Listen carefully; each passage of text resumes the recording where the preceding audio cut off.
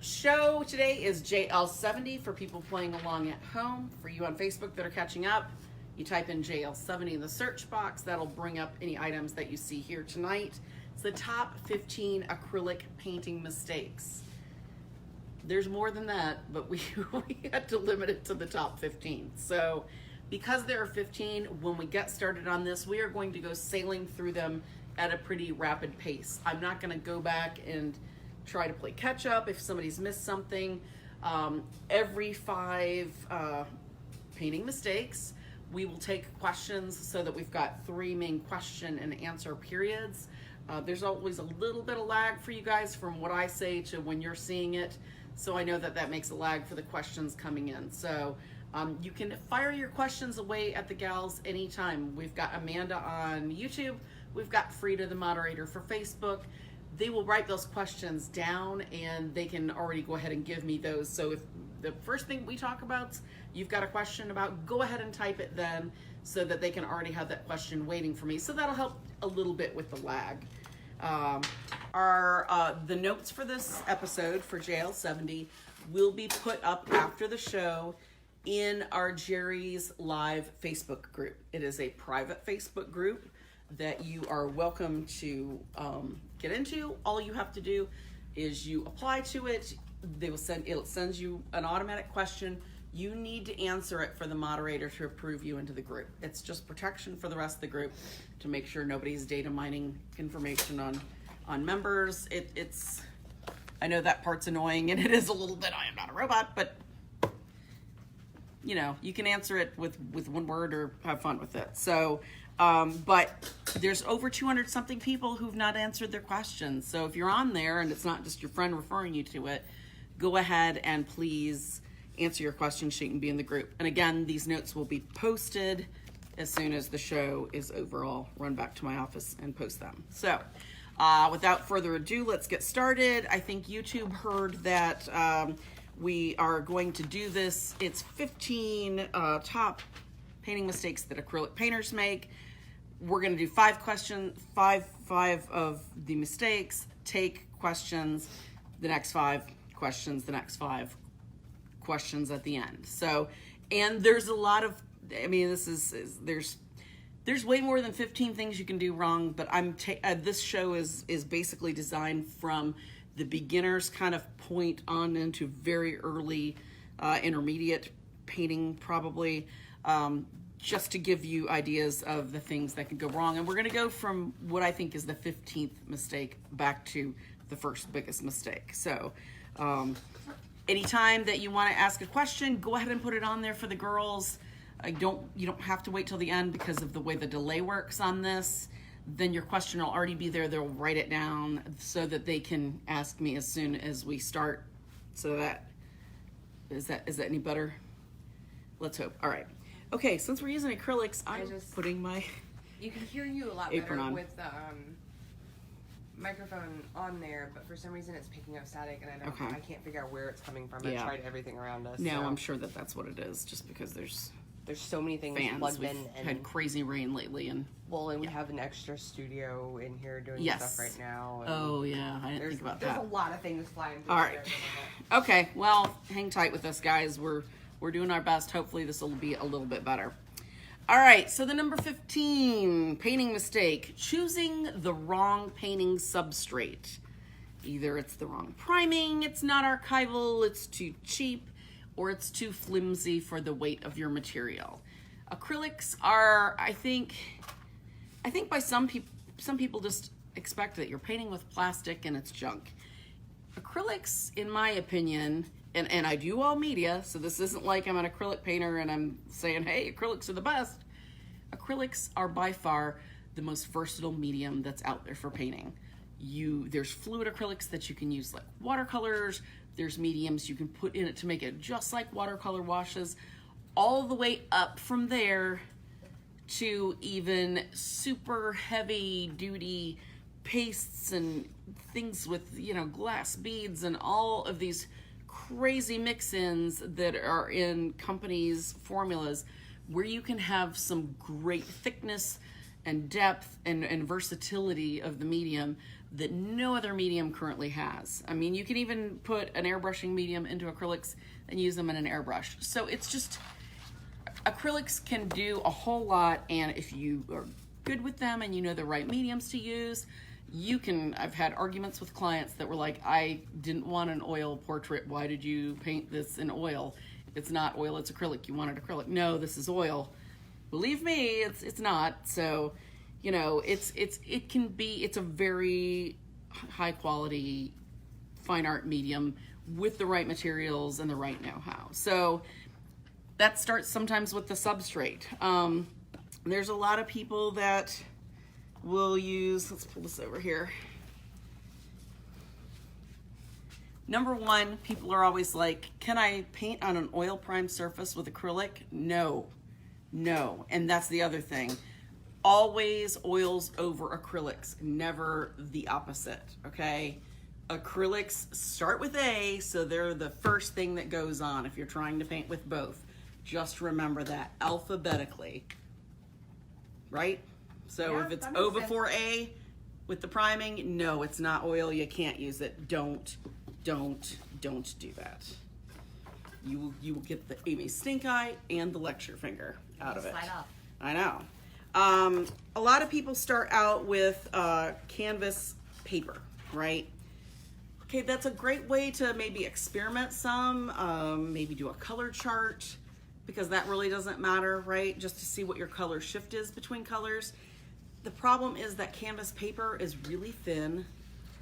If you have any weight to your material, you wet it to thin it at all, you put fluid mediums with it, it can do a lot of curling and buckling because it is just paper that's not weighted, okay? So people think because it's cheap and that's the way to start out, it might be right for certain practice elements or for color charts, not for anything else. So the canvas pad, just, you need to be aware of that. Then people are like, oh, okay, well, that's fine. How about these great panels, right? They're a paper, canvas on here, and it's a stiff board core, so it's gonna be good. Well, board core can be a buzzword for a number of things. Board core, a lot of times for lower quality substrates that are for practice, can use that buzzword to make you think that this is going to be better quality. This is cardboard. Cardboard is acidic. It is not archival.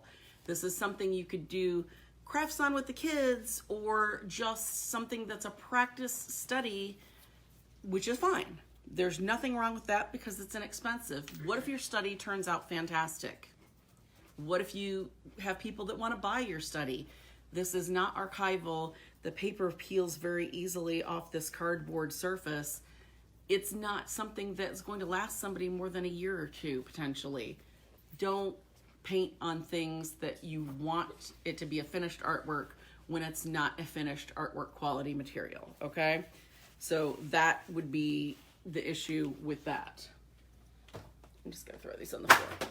Hopefully it's not too, I know. Then, okay, so I need something that's a better board, and that's probably canvas, right? So it's not buckling and warping and, sorry, I thought these were actually unwrapped, and they're not. So a canvas panel, that makes sense, right? Okay. Canvas panels, it's the same thing because it is turned where it's wrapped around and it's on a board surface and it's got a canvas texture. Doesn't mean that there might not be a cardboard core in there. Yes, it has a canvas surface, it's got an acrylic priming, so it's going to give you some kind of protection in between the acid surface and your painting, but long term, this is not gonna work. And I've even seen these, Katie, my grandmother painted on these back in the day. That was all that there was. Wrote on them in Sharpie in the back. Oh, and it leaked through? Migrated through over 2 decades. Sharpie does weird things. So they have to be thrown away now. So this is not, never write on the back of your artwork with a Sharpie. I feel like this is going to be a lot of full-on archival. Yes. Our hashtag. Well, it's not even, you don't have, this is great for practice. And these studies can sit around for a while, and you can actually enjoy them for a while. But as far as you never know how fast you're going to get good at something. And you never know when somebody's going to want to buy something. So, you know, it would be better to avoid this for something, you know, anything other than practice. Whew, that was loud. Okay. Okay, there are canvas panels that have hardboard in them. Anytime it says hardboard or it gives like masonite or things like that, that's when you're getting into things that are archival. That's when you're getting into better quality priming. If the price goes up a little, you know that probably significantly the quality is going to change. These are Soho canvas panels. They have a nice fine canvas surface. They've got a board that's very thin but very lightweight. They are acid free. Those are going to be your much better bet. A little bit more expensive than those last ones, but still it's something where you could sell this to somebody then and expect that it's going to be around for a while. So that would be the better way to go with something like that. If you just want a lot of something to have lots of painting practice, you don't want to have room for stretched canvases. You don't want to have those canvas boards that aren't archival. Nothing says that you can't just get a canvas pad that has so many sheets in it, that's nice quality, heavy cotton canvas, that's got an acrylic priming ready to take the paint, and you can always gently pull these off. You can mount them to a board with an archival glue after the fact if you want it on a board. You can put foam core behind it and frame it flat in the actual frame, and it'll support it. It's a very inexpensive way of, you say you've got to just really have to be pocket conscious right now while you're starting this out. Or you'd rather invest more money in better quality paints and have a little bit lesser quality substrate. This is giving you a professional quality substrate just without all the stretchers and things like that at a very low price. So that would be the way to go with that. Going from there, then you're looking at stretched canvases. Not all stretched canvases, just because it's a stretched canvas and, you know, it's cotton and it's on, you know, stretcher strips, doesn't mean they're all the same. Practica is a great practice brand. It's a great brand for when you're learning to do maybe some glazing, some things like that, where you don't need it to be kind of able to stand up to the heavier weight if you're going to be using gels and things like that. Is it something that you want to have at a 22 by 30 and then be using heavy gels or pastes or things like that? No, because cotton, unfortunately, will stretch with weight. So they don't make them super big so that you don't do that and make that mistake. You can go to something heavier duty like the Paramount Pro that's got those deeper, heavier stretcher strips that's got a much heavier primed surface. This is going to be able to stand up to the heavy gels and take the weight of something without making that canvas slack and bow. So do your research on your substrates. If you're wanting to, you know, just get into it, I know it's boring. I know it's no fun to have to do the research. Read though. It will save you time. It will ultimately save you money, and it'll make your decisions for doing archival art so much smarter. Yes, Katie, what's wrong? Are we still having the... It's very low, but there's still a little bit static. I'm just trying to figure out where it could possibly be coming from. It's not unbearable. Sorry. It's just annoying me because I've been trying to get this out right for so many. All right, yeah, sorry. I'm trying, y'all. All right. Then there's that camp of people who are like, well, I'll stretch the canvas myself. Don't worry about it. I'll you know, buy unprimed ampersand and I'll paint, you know, prime it myself. I'll do this, I'll do that. There's that camp of people that try to make mediums on their own to save money. This is not the smartest thing to do. I've had so many people contact me before about like things like, okay, so Liquitex makes a natural sand gel. It's actually a type of sand. It's impregnated into this gel substance. You can actually get texture out of it. I know I've got it over here. It's on one of those shiny boards.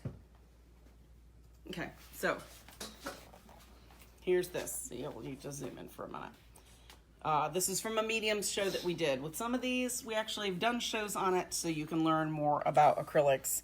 That is actually the sand gel. You can hear the texture to it, but there's some sheen to it because it's in a nice gloss gel, right? No, that's fine. There are people who are like, well, why should I buy that when I can just buy gloss gel, which is cheaper? And I've got some jars of sand because I've been to the beach. Okay, number one, this hasn't been treated to take out all the impurities. It's not been washed. It's not been sanitized. Everything is taken out of there but that little bit of sand that they're using. They're probably sifting it so it's the same particulate size. And then they've got machines that can make it so that that sand is mixed in with that resin absolutely perfectly, so it's suspended, so the right amount of resin is actually wrapped around those sand, grains, so that it adheres right. Where people always have problems when they make their own mediums like this is they dump it in, they eyeball it, they're using a spoon or stir stick or whatever, and then slapping it on, and they will have issues with delamination because it's heavier in some places. It's way too, saturated with the sand. It's way too thick and heavy with the resin in other areas. They're using their own sand, so there's, problems with it stinking or going bad or damaging the resin, actually discoloring it because it's not balanced to be of, an acid level that plays well with the actual medium. So you get people that do that kind of stuff that I've talked to, I don't even know how many times. Then you get people that are like, well, I'm going to make my own varnish, or they're going to extend their varnish by adding water. Or, the only time that really this is a good idea ever is, say you've got a gloss varnish, say you've got a matte varnish, and you want to make your own satin varnish.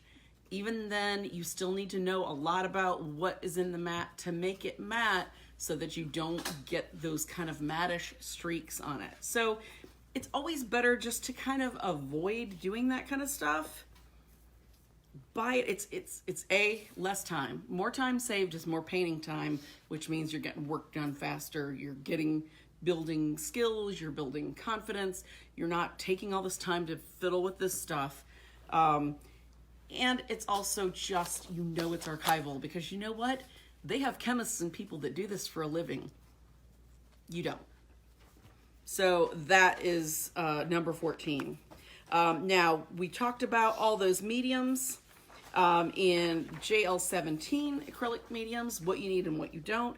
We go through all those types of mediums for you and talk about how they apply. And we even, try some out to see what the differences are between some of them. And then we also did an acrylics medium after party where I think Mikey and I didn't we make Mikey try all the mediums? Katie? Did we? The glass gels and all that. Yeah, we did this. So that you can actually see how those go on. So it's a great cheat sheet way of trying mediums without buying them and seeing how they do to know what might work out well for you. All right. Then the next thing that people do, that's number 13, I really want to put this higher up, but I'm not. There's other things that are more important because this is just so commonplace, common sense, but people ask it all the time. Gessoing over my painting and starting over. No, don't do this. Gesso is not an acrylic medium. Gesso has acrylic resins in it, but it also has things in it like a lot more pigment and marble dust. It's got things that are meant to absorb that first layer of paint that you're putting on to actually adhere it to the canvas. It's meant to be a barrier for things like oil paint so that the acid doesn't eat through from the oil paint into your substrate. This is not meant to be painted over acrylic paint that is much higher in a resin value, where this is much lower in a resin value, and then put a higher resin value on top of it. It's like making a crap sandwich. Nobody wants to eat it. It's never a smart idea, but people for some reason do it all the time because, hey, I've got the bread. What do I put in it? Don't use that. Use a titanium. If you have to have a white surface, use the titanium white and paint over it. Now, if you've got a lower end, lower quality white, it may take 2 or 3 coats if it's not the most opaque. But at least it's the same resin. It's going to be stronger. It's going to adhere that bottom painting onto the top painting. If you've already varnished the painting, you need to first make sure that varnish is a removable varnish, or find out if it's a non-removable varnish. A non-removable varnish can be painted over with your acrylic paint. So we'll talk more about that in a little bit. But you just need to, and you don't have to use white. You can use a different color. If you can use burnt sienna, you can use blue, you can use black. It doesn't have to be white unless you want it to be white. Just coat it with something opaque with enough layers where you feel confident and comfortable to start over. All right. Number 12, using too much medium or paint. This is something I see a lot of people do, and then they're very frustrated and upset because you've got a painting that's got all these kind of lumpy dips and layers and bumps that maybe you just got really excited and you started your underpainting and you're just going to town slapping paint on it. Whatever the thickness is of the acrylic that you're putting on there, it dries, and it dries really quickly. If you're painting in thinner layers, you will have brush strokes and brush marks in it. If you're using gel medium, if you're using anything that's heavier, as heavy or heavier than the actual thickness of your paint, you're going to start building up texture more. Don't do that if you're looking for something smooth. If you're looking for something smooth, stick to just a medium, either a gel medium, a gloss medium. Something like that is going to be equal or thinner to the actual paint that you're using at the time, so it will be smoother. Paint with softer bristle brushes. Don't paint with something super thick like a hog bristle brush if you're wanting to have much smoother, strokes where you don't see the brush marks. We'll talk about brushes in a little bit, but that's something that I see a lot of people do, and then they're upset, especially when they go to varnish. You can see that texture. What's wrong, Katie? Oh, Katie's like, you're still trying to figure, aren't you? I am. The gears are turning. Just ignore my Smell the faces. smoking. So also, if you're using a lot of these other heavy mediums and stuff, it's taking a lot of color to tint those. It wastes kind of time and money to use those right away if you don't want to do it. All right. Using too much white is number 11. I don't know how many times that somebody goes to mix a color and they got their white over here, and then they've got, let's see, what color do we want to mix, Frida? Blue. Blue, okay. Will always be blue. The answer is always blue in Frida land. Teal. Oh, God. Blue. Copper. Okay, we're not mixing copper with an opaque. That's not gonna work. All right. So you're trying to make a lighter blue, right, Frida? Is that what we're doing, Frida? Yes. Okay. People see the white and they see their blue and they're like, I'm gonna make a lighter blue. So they dig into their blue and then they put it in their white and they mix and they mix and they mix and they mix.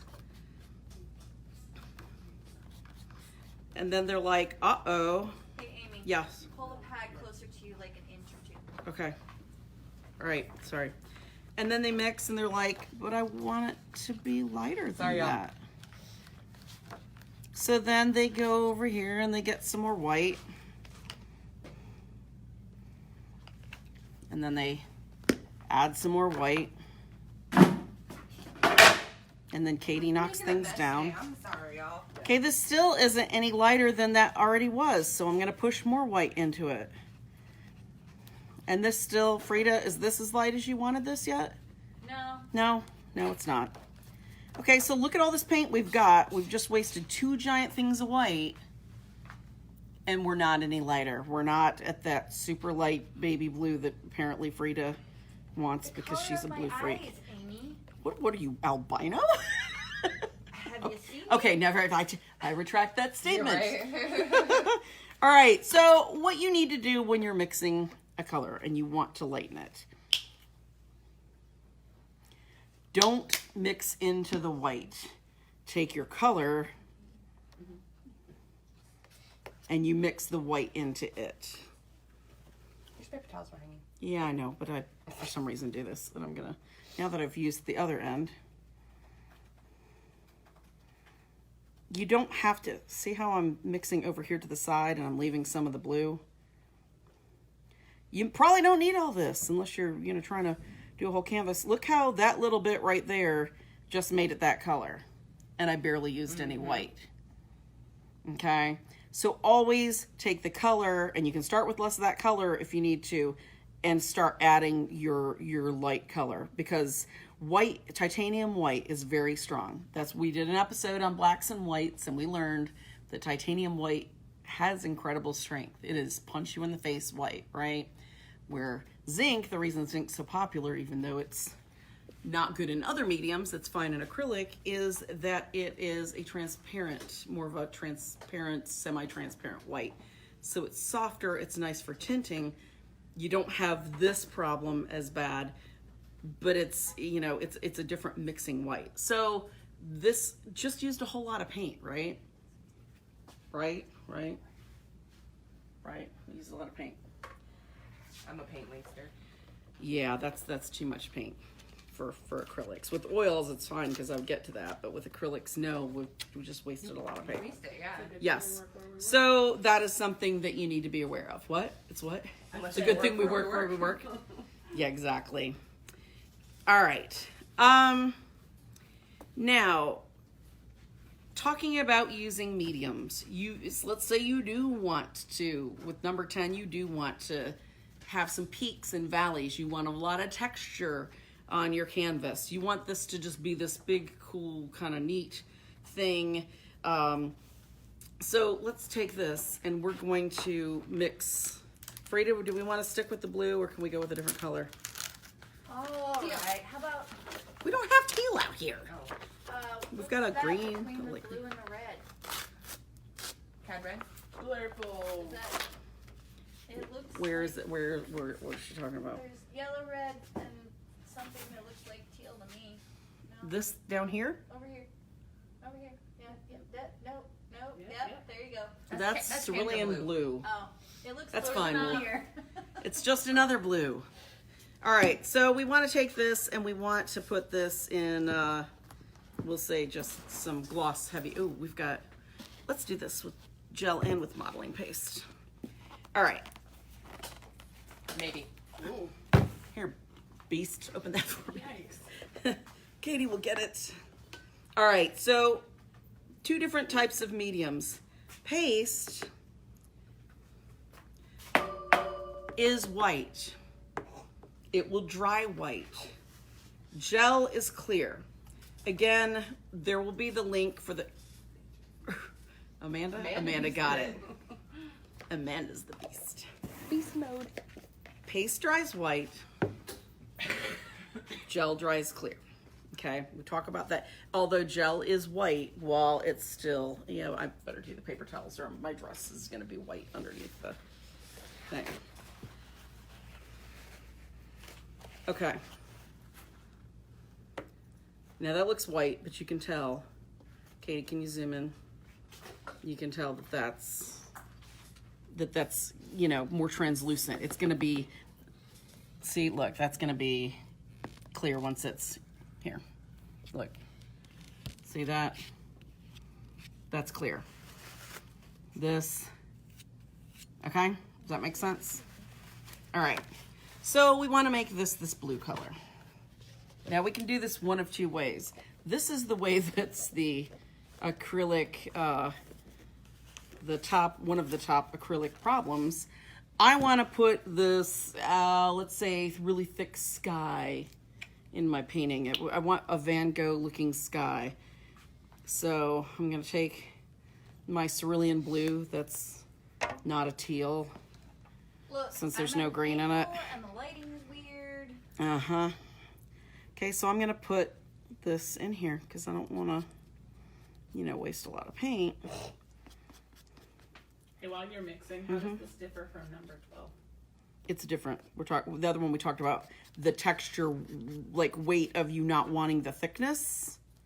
On the actual, I flip-flopped them in my head because I really wasn't reading along with myself. So we're still to it. We just, okay.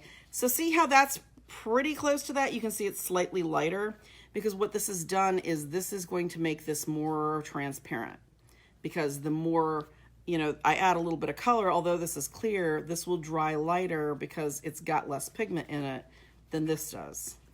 Now, if I take that same amount and I put it in this paste, I know Amy screwed up. No, all of our people are like, are you going to use that paint? Like, we don't work in our company. Yeah, no. We're Hi. sacrificing it for Hi, education. my sake. my name is Amy, and I'm a chronic paint waster. No, I'm not. Education person. No, this is Sacrificing it for educational education. purpose. This is a...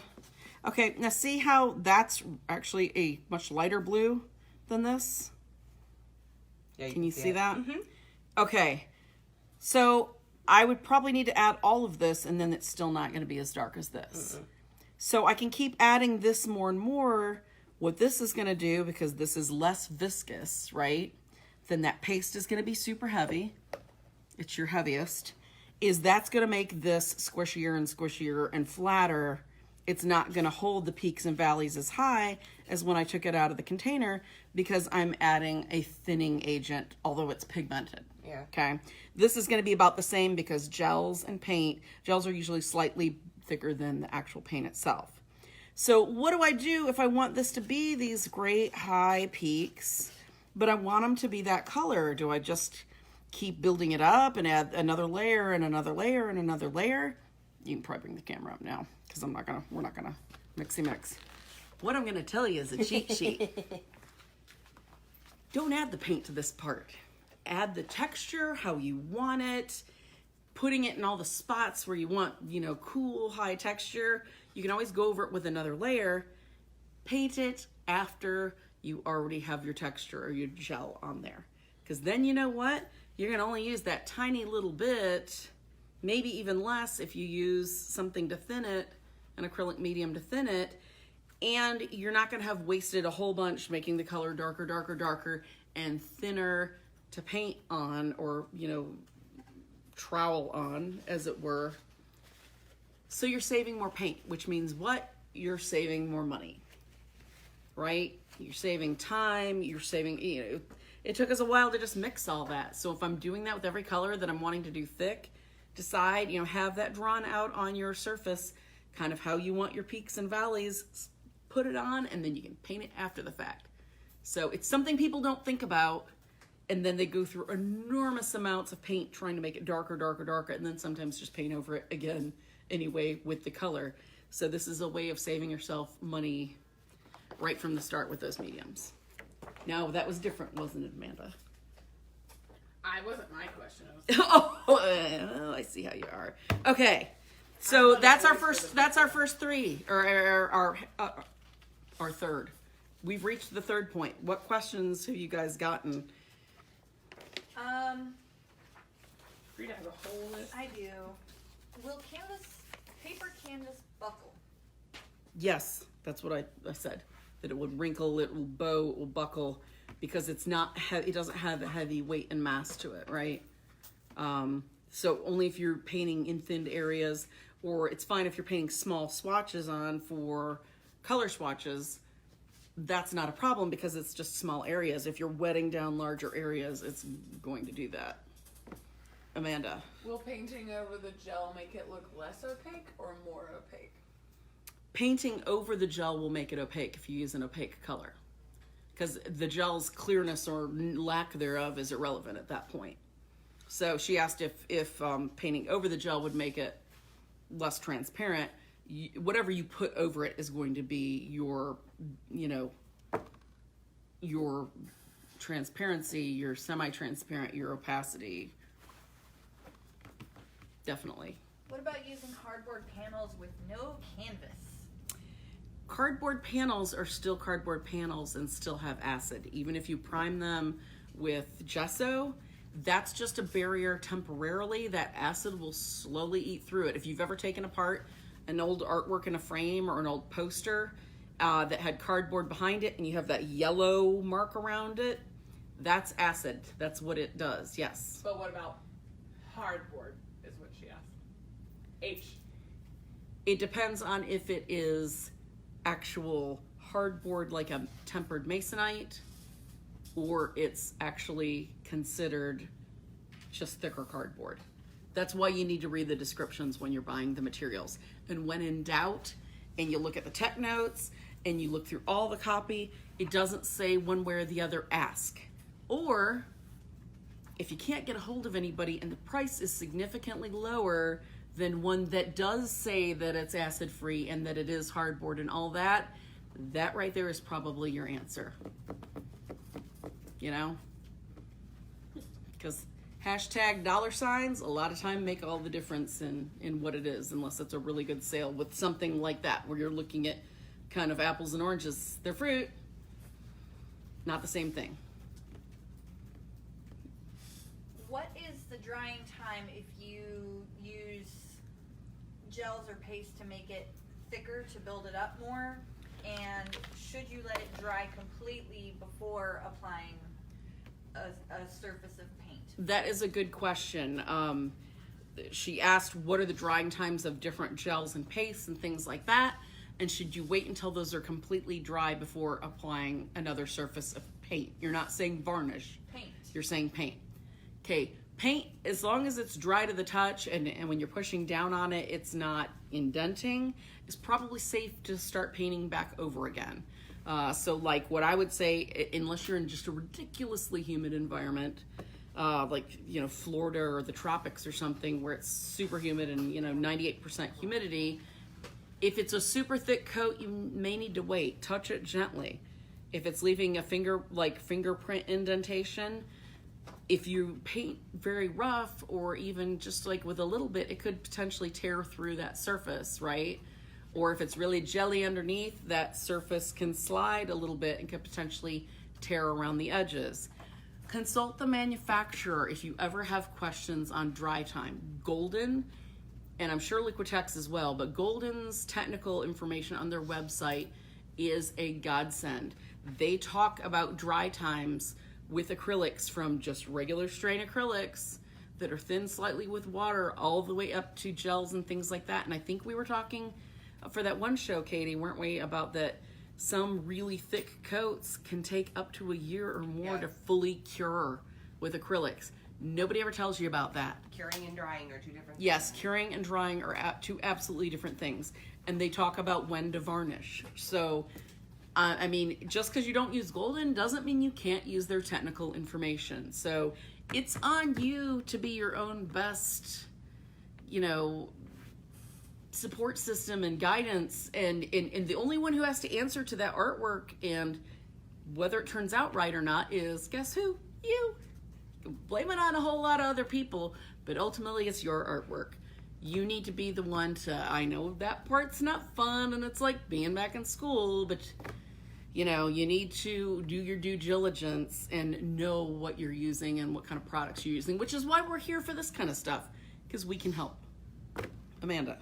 One, is there a way to paint on cardboard and make it last? No. Okay. No. Amanda asked if there was a way to paint on cardboard and make it last. There is not. Unless you're encasing it in resin or something like that. No. It's not, you know, and now I will say, you know, think about Picasso and some of the first abstract stuff. He's got newspapers and that stuff. He's got cardboard he's painted on, and all that stuff will have an eventual shelf life. It's just in a museum under careful lighting and all that, but eventually that stuff's gonna go away. Does it make it any less art? No, but will the value of the art go down when it's gone? Yes. Yes, Your Amanda. thoughts on metal panels for acrylic? The aluminum panels are Aluminum fantastic copper. for acrylic. I think in one of the acrylic episodes we talk about painting on the Alumicomp, and the old antique car on the website. If you look on our Alumicomp page, it's not here. It's at a show. It is done with just on the aluminum with it sanded lightly, and it's just straight on the aluminum itself with acrylic. So it's a great surface. Yes. And lastly, MDF. MDF is fine. You do need to put something like a GAC 100 or something like that, because what you will have with MDF, because if it's tempered, which means it's sealed, it's got a resin that's impregnated into it, then it's pressed at really high temperatures to make that nice, smooth, hard surface. You will still have some support, what's called SID, support-induced discoloration. You put something like a GAC 100, which I know I've got it up here. I thought I had it up here somewhere. Okay. Yeah, I don't know where it went. It was up here for just that conversation. But it's a sealant that's clear that you put on there, even if it's like a raw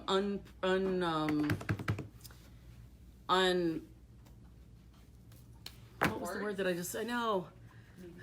I wasn't able to drink as much of my coffee. If it's not tempered with that resin in it and that glue. I had it out. I don't know where it wandered off to.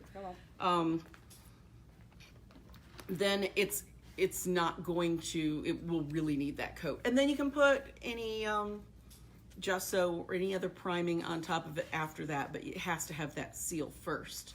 And I would do 2 to 3 of them. And on Ampersand's website, they talk about that.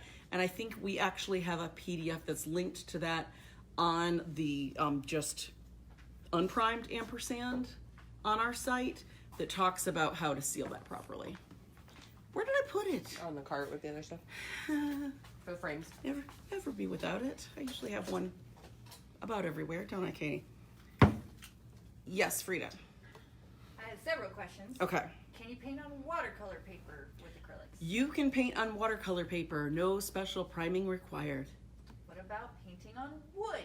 Now, they didn't specify if they meant panels or if they meant live edge wood. We're back to this again. Yeah. Even if you're painting on panels that have a gesso already on them, but they've got the cradled sides, and you're wanting to wrap that painting around the side, or heck, even if you're wanting to paint it black on the outside of it, you still need to put this on. Have you ever seen, especially farmhouses or places like that, where they just painted right over the top of knots, or like if it's pine, where it had really dark grain on it, and then you see that kind of yellowish knot kind of start to surface? Even if you put kills or something like that on it when you're painting actual wood, 2 to 3 coats, and then you paint over it with a paint. If it's a light color, that's what that support-induced discoloration is. It starts going right through that. I noticed that the other day on some new construction, and I was like, I know what that is.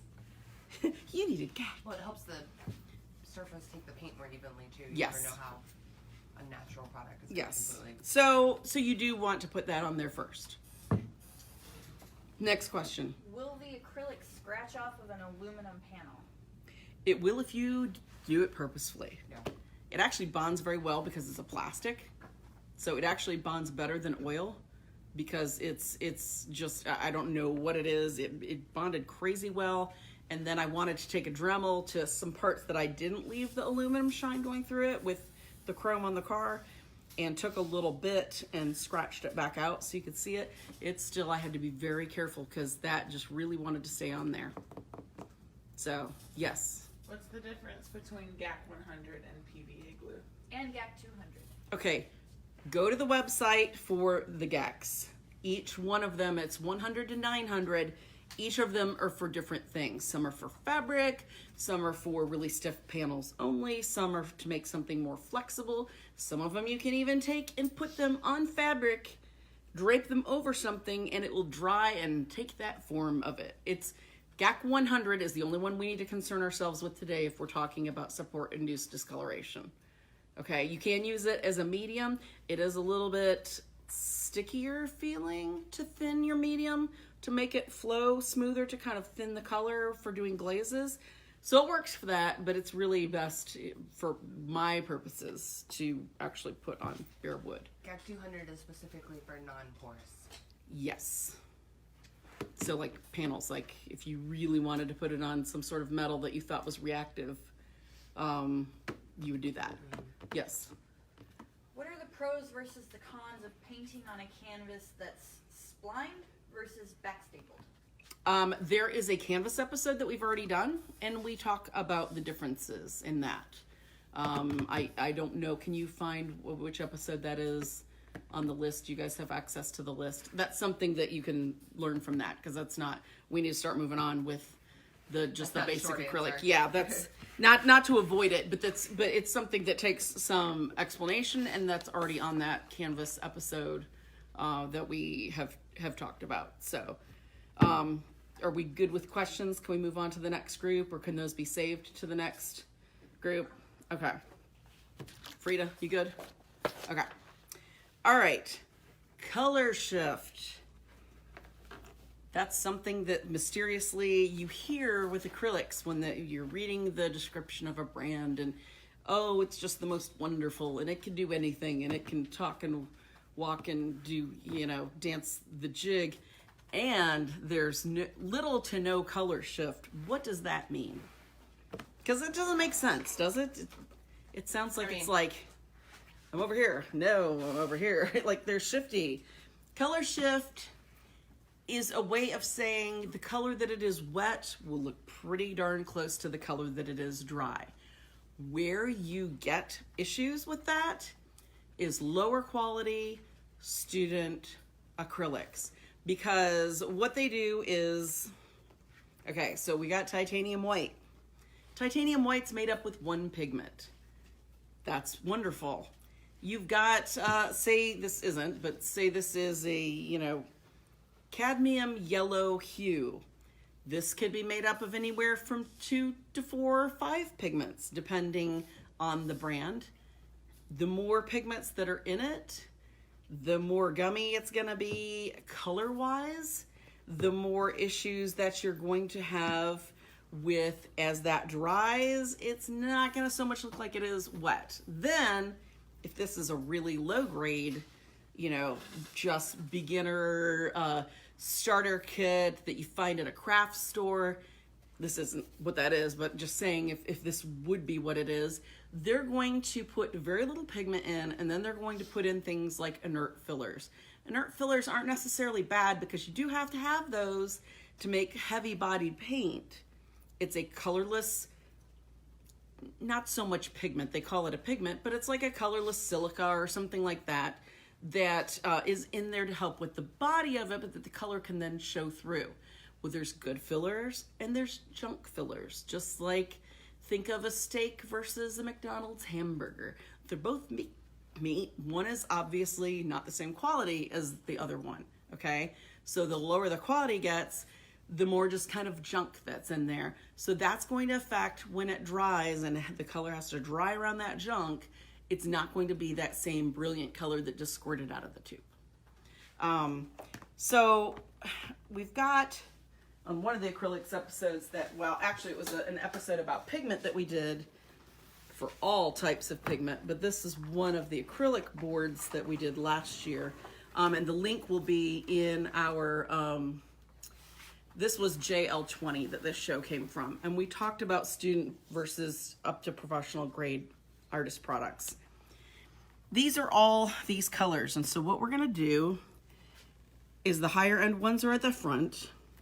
The kind of starter ones are here at the back. Yeah, that's probably a wise idea, Katie. It's just gonna be easier to see. Yes. Sideways. I'm going to take them and start squishing some color next to the actual color that's on the squishing. That's a very technical term. Were you laughing at my technical term, Amanda? Okay. Okay. Could that look any different than? Hold on. It's hard to see because the bottles and stuff. Okay. Let's turn it sideways. Okay.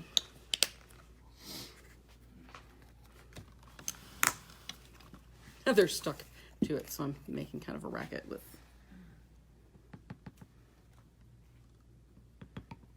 Hey, what if you turn that whole thing sideways? Like on its side and split No, it like out. this way, No, because like you can't the see other if the way. bottles are in the way. We can, sure. Like landscape versus Okay. portrait. Yeah, technical. Jargon girl. Okay.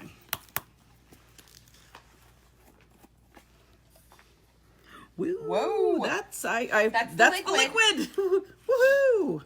All right. You can see with this, that's a lot closer than this. Look at how dark that is. Now, we also learned in this episode that just because you call something magenta or quinacridone doesn't mean it's the same pigment. So you can see a lot of these are We put sticky dots on them so they wouldn't move. like this. This is doing not their what a job. quinacridone magenta should be. That's like a rose pink. Now, their color shift is pretty, you know, that's not that bad, but it's still not the right color. Can everybody see? Is it picking up okay on the monitor where you can really see And you can see how many what's different going things on? there are. Okay. This may not come up. Now, this is an acrylic gouache. This is why this is cracked, because you don't do acrylic gouache that thick, because there's much less resin in it.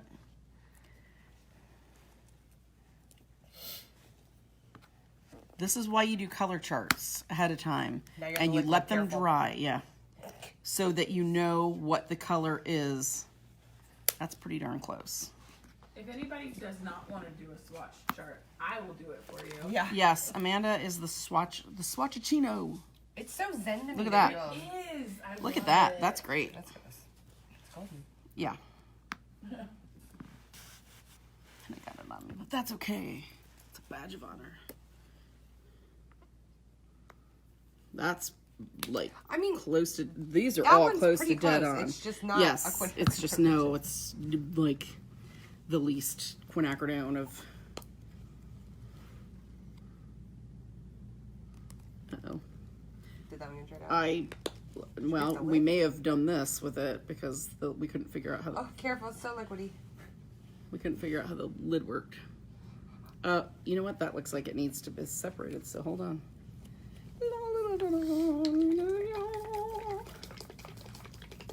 But can you see the difference in them with some of them, and then some of them are dead on? Are any of those Soho? The second one over there is actually Soho, and I remember that being pretty darn close to Yeah. the color. I just couldn't find it over there in the bin.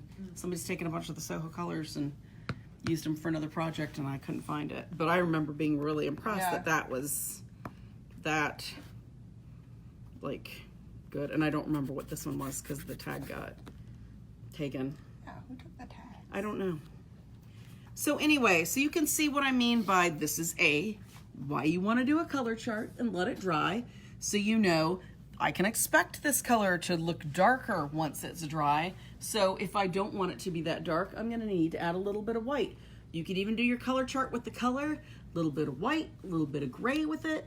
So you kind of already have an idea of what's going to happen. Mix some colors together. Make sure you document them on your color chart. But you can, because it does, if you want to paint with paints that have a lot of color shift, that's fine as long as you pre-plan and you know what's going to happen. Okay? Or you can go up into the professional colors if that's frustrating for you, and then your painting dries a lot lighter than you thought or darker than you thought with some of these. Because, I mean, there's no rhyme or reason. Some of these are way lighter and some of these are way darker when they're dry. So this is why you do some of the research, because it saves you the frustration and the time and the problems later. Okay? Does that make sense to everybody? I can just put it back here. Can you? I won't step into Oh.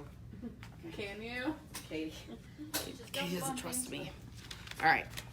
Okay, so we talk about that in the Whirlwind of Acrylics episode JL15 and in JL20. So there's that stuff to go back through. You have homework. Okay. Oh, there's a heap and help and a homework here, Amanda. Oh, I laughed because There- someone said, "How does Soho compare to Golden?" For the price that they are, they're actually pretty decent. Yeah. Bang for your buck. What Yeah. the color shift and all that's pretty decent. Where because it is more of a it's not even a student grade so much, but it's not a high-end professional grade. Is that weird? Is the pigment load isn't as high. It's got great resin in it. It's very shiny. It's very true. It's very pretty. It'd be great for doing it for even a professional painter to do backgrounds in, as long as you are looking for opaque colors, get the opaque ones. But it's with some of the ones that are more transparent that you're like, with a professional one, I need 1 coat of this. I need 2 to 3 coats of this with this color. So that's the only place that falls down comparatively. I'm consistently But shocked Golden's how price good- is like 4 yeah. times the Oh, price yeah. for a tube. I'm So consistently shocked at how good the Soho is. yeah, for the price I point. mean, so that's kind of you sometimes have to pick your battles. As long as you know the difference and you know which one you're using and what its strengths and weaknesses are, go with the flow. All right, not saying Golden Flow Acrylics Yeah. or Matisse. All right, varnishing. Not knowing the difference between acrylic varnishes or what an isolation coat is. I really wanted to make this number 1 because after we did that varnishing episode and so many people had no idea there were isolation coats, that you had to do that if you were going to put a permanent varnish on your painting, and that you can actually really damage your painting really bad if you don't do an isolation coat and then put a permanent varnish on it. This is number 8. All right, so there's 2 types of varnishes with acrylics, right? And let me find the number. All right, we've got 13, 8's up here. All right, 2 types of varnishes. You have permanent. Is that in the picture? And you have varnishes that can be removed. And in the middle is your isolation coat, or And your paint isolation coat varnish, or the permanent varnish. Is the permanent varnish fine to use? Yes, but this is what it is, all right? So you've got, anytime it says medium and varnish, that means I can use this to add to my paint, to thin it out, because this is watery, right? We can hear it. To thin my paint, to make less brush stroke, to go along. And then when I'm done with the painting, I can be like, yay, I've given it 72 hours. I'm gonna put 3 coats of this on and be done. And my painting is done. Yay.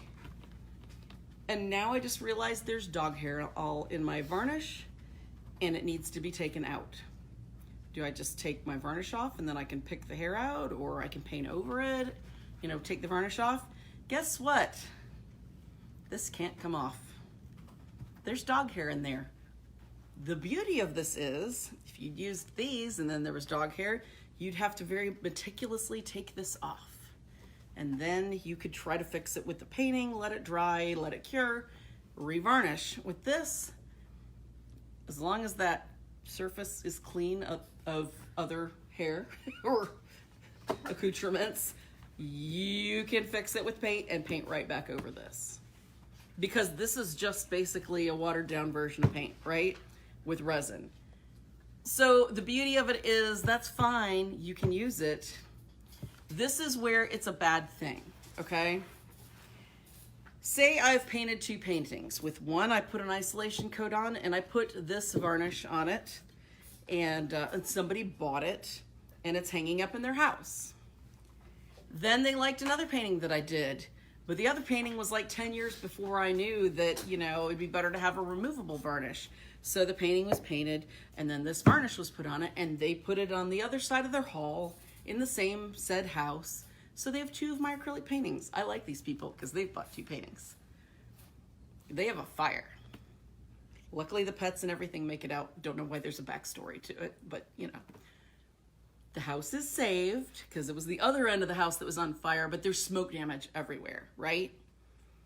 Okay, so now they come to me and they're just like, one picture is, of their dog Buster and the other one's Fifi the cat, and they want them to be cleaned and taken care of. So they'll be, you know, beautiful and like new again.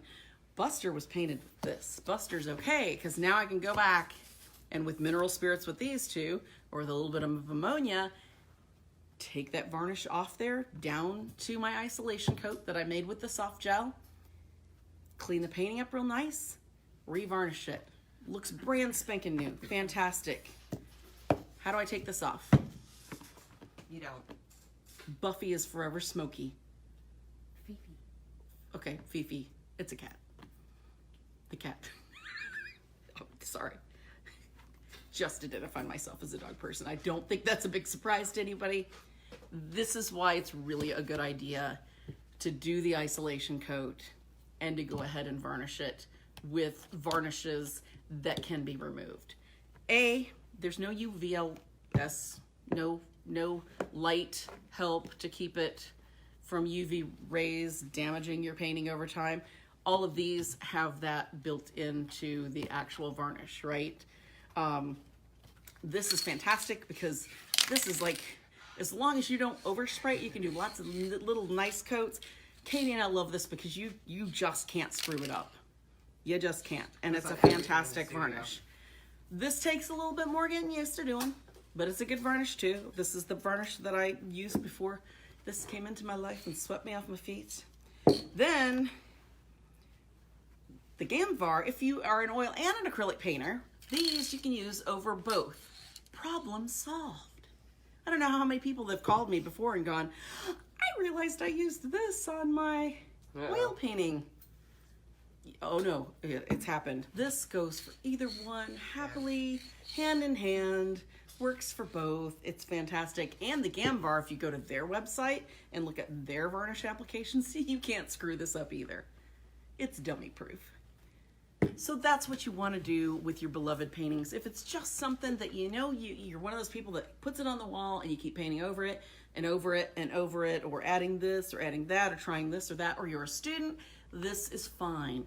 But if you really want to finally sell it, you might want to varnish it through your isolation coat, which you can do over that. Varnish it with these. Can you take a second to just talk about just the isolation coat?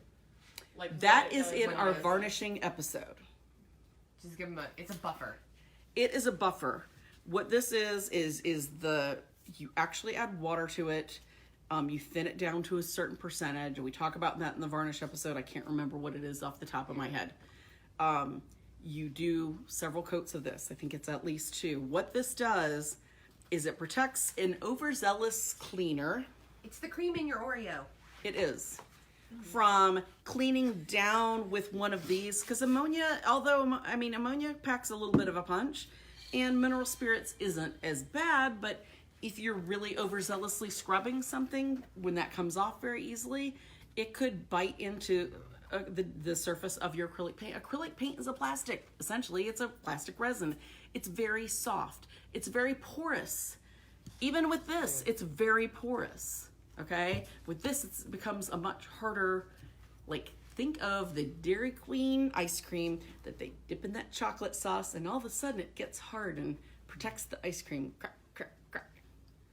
It's, I mean, that's what it is. Yeah. So this is that layer that protects between the two and gives it so that when you're cleaning down into it, it's not going to bite into the actual painting and damage the painting itself. Okay? Does that make sense? And that's in the, I've got links to this. It was the JL43 varnishing episode that we did on Facebook, but then we also did an after party where you see Mike and I actually do the isolation coat so that you understand how to do it on your actual painting. And that is on our YouTube channel, Jerry's RM YouTube channel. Okay? So, march away, little people. All right.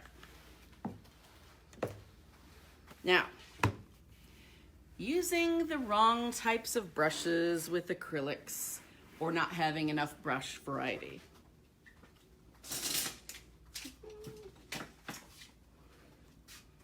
I guess I will do this. All right.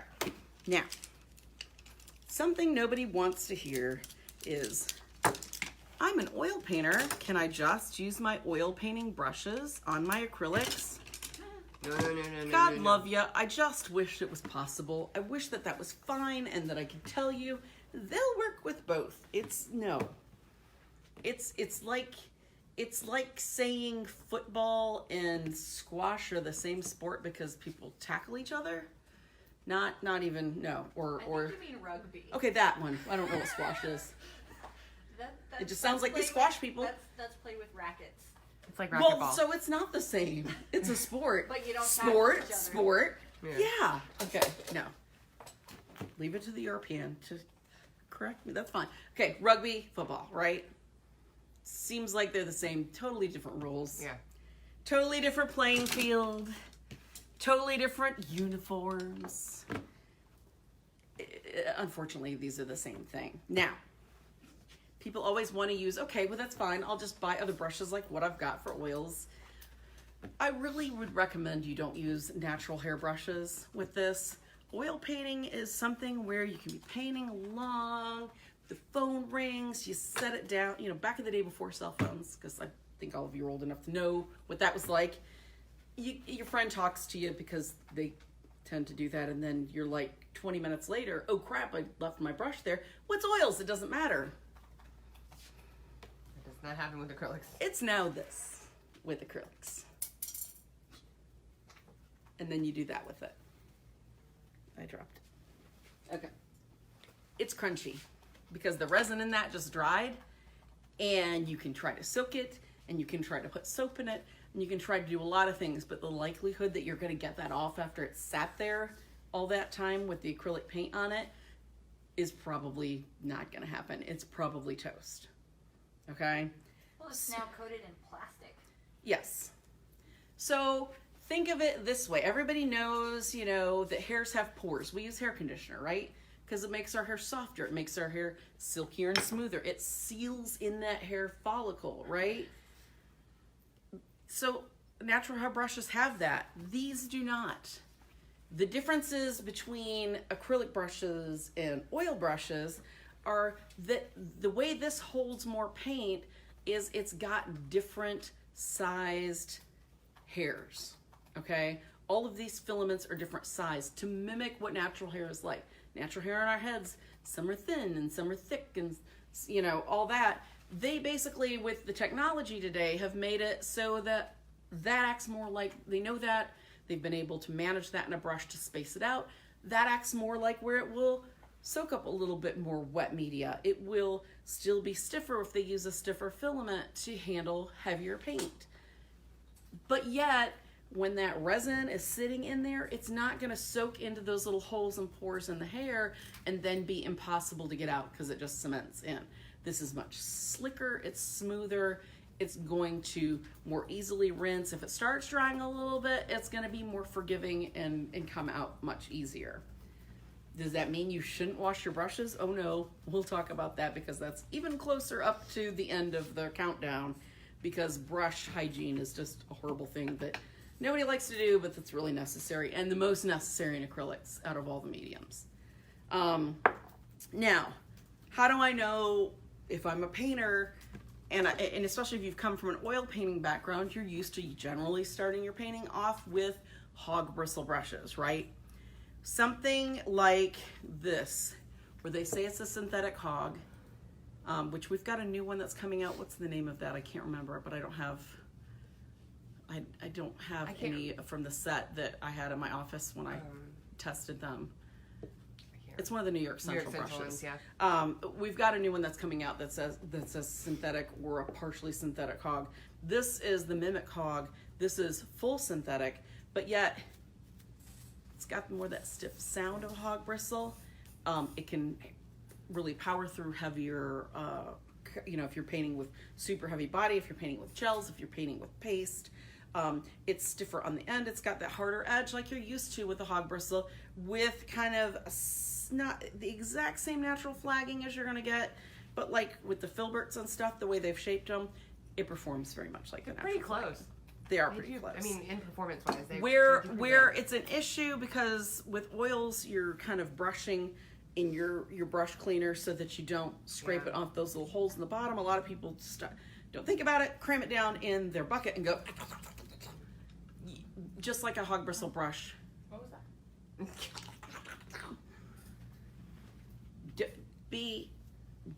Just because it's synthetic, you still want to clean it like a natural hairbrush, okay? So these are great.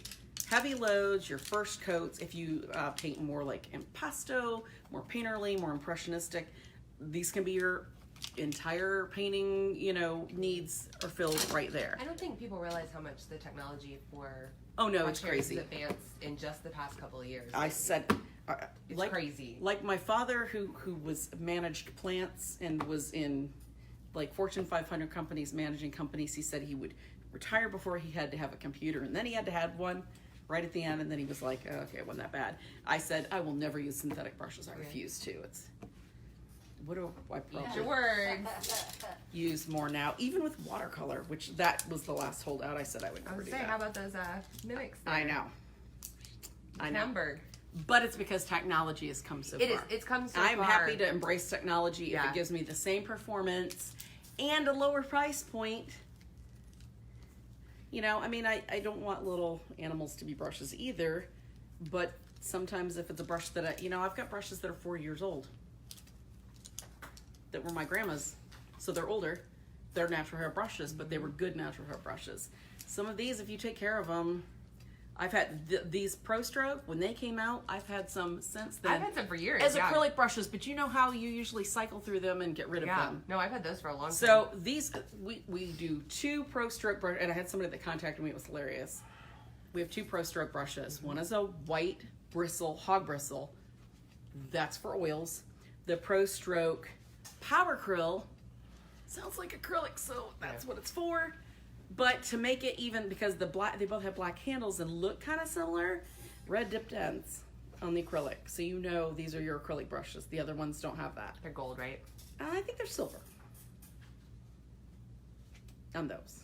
They're shiny. Yes. So that's how you know what those are. So those are gonna, just a minute, Amanda, and I'll catch you. Those are gonna be kind of somewhat like the hog, where they've got a little bit, they can have the ability to hold a little heavier load. They've got a little bit smoother release of the paint. I love this brush. It's softer, but it's not quite like sable either, fully. So it's a very nice in between. If you like mongoose brushes and you're an oil painter, this has kind of a similar workhorsey feel, but can lay down some glazing and things like that. Yeah. So- I like being so- able to get the brush strokes out in those. I can do that. Yes. So that's another, and I'm not so much talking about these are the only brands there are. There's plenty of them, but these are the 4 kind of real styles of brushes that you're going to find with acrylic. Amanda, is it a brush question? Yeah. Okay. What do you think? Which acrylic synthetic brush can take the biggest beating and still? Hog. Okay. Brushes can't always compensate for a heavy-handed painter. It's going to be whatever one Should we show them all your brushes? suits your painting style, unfortunately. And what similar hog style bristle in one brand may not hold up to your roughness as another brand does. So unfortunately, the best thing I can recommend for you to do, because it really does depend more on you being heavy or lighter handed, if there's I use size 4 for some reason. I always have so many size 4s and burn through them so fast in both oil and acrylic. Anytime I'm going to try a new style of brush, whether we make it or not, I buy size 4s because I know what those feel like. I know this about the size they are. I always buy the shapes that are my favorite, and then that will immediately tell me within painting for 10 or 15 minutes, ooh, I love this, or this is going to go to somebody else. Riker, where are you? Does it make Would how you you like a like to free paint brush? easier, or Huh? does it help or hinder how you're painting? Right, exactly. Maybe it's a little bit different, but maybe it's fine. And do it in the style that you're doing it in. If you tend to be rough, be just as rough as you normally be. If you tend to be very delicate, the same thing. Look at how easy it is to clean. Is it easier to clean than the other one and they hold up about the same? Maybe that's better for you because that's usually better brush life. Okay, is that? Okay. So the next thing are Black Swan. Black Swan are designed to be more, excuse me, your softer bristle. They're going to be more like a sable, like a red sable. Okay. They've got a very soft, release of the paint. They've got a little bit more body like a sable, so they hold more fluid if you're going to be doing glazing and things like that. This wouldn't be what you'd want to be using while you're doing in your, background on something where you're painting with heavy gels and things like that. This isn't going to work for that. This is where you're starting to fine tune your painting, or you're just one of those people that paints much more realistically. Maybe you're into trompe l'oeil, maybe you're into just things being really tight, really realistic. This is going to give you more that sable-like control and feel. So that's the Black Swan, and those are 100% synthetic. Then, for something that's going to give you a little bit tighter edge, more like maybe a higher end sable like a Kolinsky, which it doesn't make as big of a deal in oils and acrylics as it does in watercolor. You're not going to get the same point even on oil and acrylic brushes that are full Kolinsky, but this is going to have more that design of how the brush comes together. Would be something like the Ebony Splendor. Okay, so, and if you're not sure, always look at them. Usually when they try to make it look like tip sable like a Kolinsky, that's a pretty good example of that's probably what that brush style is supposed to be doing. Okay, so the handles are a little leaner, like more of a delicate control style brush. That whole kind of line is a little more kind of petite and elegant, so it kind of gives you that indication. Absolute opposite of what this looks like. This says, hey baby, want me to slap some paint around? And you're like, yeah. This is like, so, can I finesse? That's creeping me out a little bit, Katie. Katie's like, So those are pretty much the 4 styles of acrylic brushes. Now you can also get like the crazy big heavy ones, like the Liquitex Freestyle brushes that are like 3 inches wide with a big handle. We did 3 different brush episodes. If you're interested in oil or acrylic brushes, JL6 was our first brush breakdown show. We did that really early on, and we went over a whole bunch of stuff, like especially into oil brushes, just like all the crazy tweaks and all that. Then we did brush breakdown 2, which is all the short handle brushes. That also includes like if you're working in acrylic gouaches where you're sitting and not easel painting. These are much more for if you're standing or sitting but you're painting in an easel, so you need that longer length of brush. The second one was JL13. That is more the brushes where you're sitting painting flat. Decorative brushes are big in that one, so if you're using acrylics for that, that might help you. Then we had brush breakdown 3, which was JL19. That was the freak show. I think we did the great big crazy freestyle brushes down to some like little weird types of brushes in that episode. Now that I think about that, that's the second time Riker's been on, because he was in brush breakdown 3, the freak show. Or one of them. Maybe he was in he was in the short-handled one. Sorry. Okay. So, brushes. We will take one more and then we'll have questions. Not learning what acrylic mediums are about or for what applications. Like we just talked about the pastes. We talked about the gels. There's all these things. And this is really not what you want to start doing per se. I would say learn the medium and then start incorporating all this. These aren't even just like a third of the things that are out there. Not even. These are a smattering. These are the ones that are. You can most do. lines tend to have. These like are I the said, you specialties. can do so much with it. Read the copy. Read the copy. Could I say it again? Read the copy. Don't just assume one gel medium means, because there's a high solid gel. There's an extra heavy gel. There's a heavy gel. There's a soft gel. There's a regular gel, semi-gloss. There is a gel medium. There's pumice gel. There's sand gel. There's glass beads. There's granular gel. There's pumice. I wish they could see, because like. There's so much freaking stuff. And then this one's. I mean, there's just, and I've got this upside down, which is just really confusing, and I'm sorry. I mean, there's just so much. There's so much stuff. And again, Nobody wants to have to go back to school and learn this stuff. God knows every week sometimes I'm just like, my brain is full and it can't take anymore. It's not full. Other things that are less important fall out to make room, I think. But do yourself a favor. There's really cool, fun stuff out there, but don't just order something without researching it first. And again, the manufacturer websites are a ridiculous wealth of knowledge that you can Make your tools work for you, not Yes. against you. And several of Here. them have samplers of Yes. sampler sets of Yes. different mediums. Exactly. So yes. And if it's hard to find on the website, you can always call in and ask, or email customer service and ask. We're happy to help you find different trial stuff and all that if it's something, where it's hard to find on the website. Because there's so many mediums, there's a lot of pages of them. It can be confusing. All right, questions, and then we're going to the top 5. I have so many. Number 1, what is the best medium to create glaze? That's from the very beginning of the episode. Glazing medium.